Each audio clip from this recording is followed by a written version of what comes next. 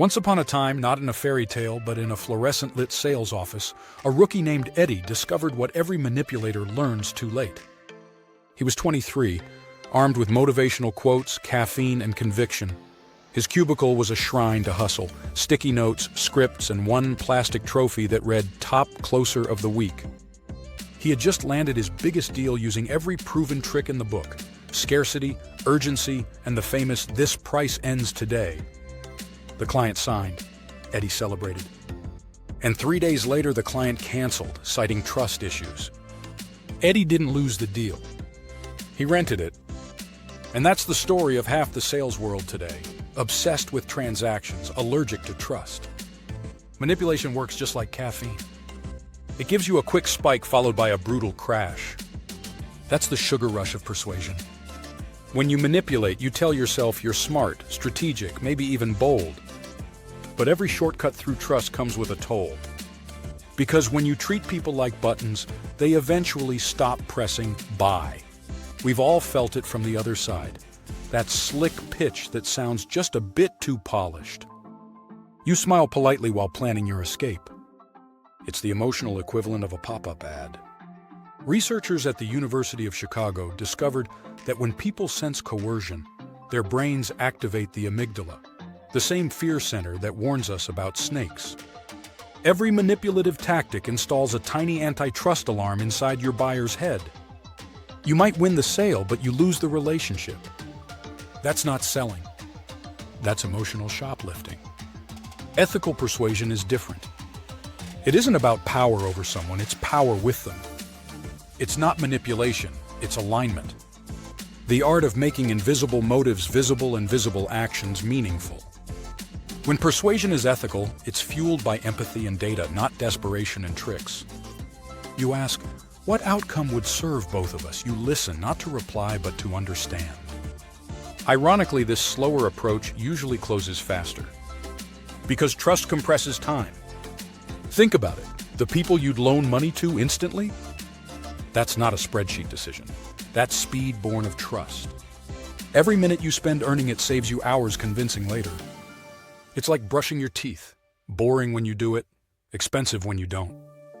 When people experience fairness, transparency, or genuine service, the brain releases oxytocin, the bonding hormone. Oxytocin lowers cortisol, increases openness, and literally tells the brain, you're safe. Safety is the foundation of every sale. If a buyer doesn't feel safe with you, they can't hear your logic because the amygdala is too busy building a moat. Ethical persuasion doesn't just feel good, it performs better neurologically.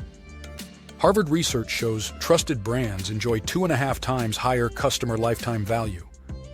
Referred leads, born of trust, close at nearly 50% higher rates. Employees in high-trust organizations report 74% less stress and 50% higher productivity. Ethics isn't idealism. It's operational leverage disguised as virtue. Think of persuasion like going to the gym.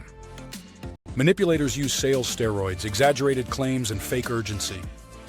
They get big fast, but their results collapse as soon as the cycle ends. Ethical persuaders lift the weight of truth every day. They may grow slower, but they grow solid. Manipulators flex in front of the mirror. Persuaders build endurance. One posts results, the other keeps them. And when the manipulator's pipeline collapses, the ethical persuader is still bench-pressing referrals. Integrity builds muscle that lasts. Here's the shift most salespeople never make. They think they're closing deals, when in fact they're opening trust accounts. The real compounding doesn't happen when someone buys from you. It happens when they believe you see them. That belief can't be faked, and AI can't replicate it. It's the single greatest differentiator left in business. Servant leadership isn't a slogan, it's a system. When you operate with transparency, curiosity, and respect, persuasion stops being something you do to people and becomes something you do with them.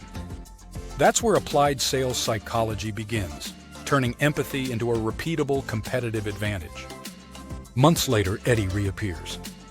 He's older now, still selling, but differently. He calls the client who canceled. Not to sell, to apologize. He says, I realized I was pushing my need, not your outcome. I'm here to make it right. No pitch, no script, just service. The client comes back and brings 2 referrals. Eddie didn't close a sale that day. He opened a legacy. That's the difference between manipulation and mastery. One creates short-term compliance. The other creates long-term conversion, the kind measured in trust. So if you're ready to see how your own message, team, or funnel holds up under the psychology of trust, don't just take notes. Take the next step. Download the Applied Sales Psychology Manifesto. It's your guide to leading through trust instead of pressure. Click the link in the comments. Then apply it through your free Trust Conversion Audit, also found in the comments section. You'll see exactly where trust is leaking, where influence is compounding, and how to turn both into measurable growth. Because in business, as in life, the most persuasive people are the ones who never have to manipulate.